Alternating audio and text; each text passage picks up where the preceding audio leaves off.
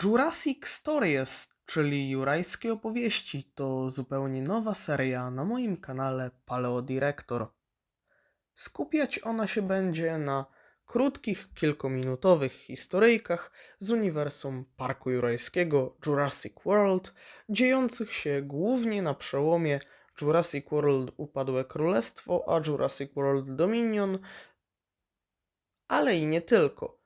Historyjki te będą głównie przedstawiały losy zwykłych ludzi podczas ich zmagań z dinozaurami, a pierwszy materiał z tej serii jest już na kanale. Zachęcam do śledzenia serii, gdyż jest naprawdę ciekawa. Proszę o zostawienie lajka i suba, gdyż naprawdę pomaga to i motywuje w szerzeniu nowych treści, a ja nie mogę zrobić nic innego, jak zaprosić was na mój kanał Paleodirector.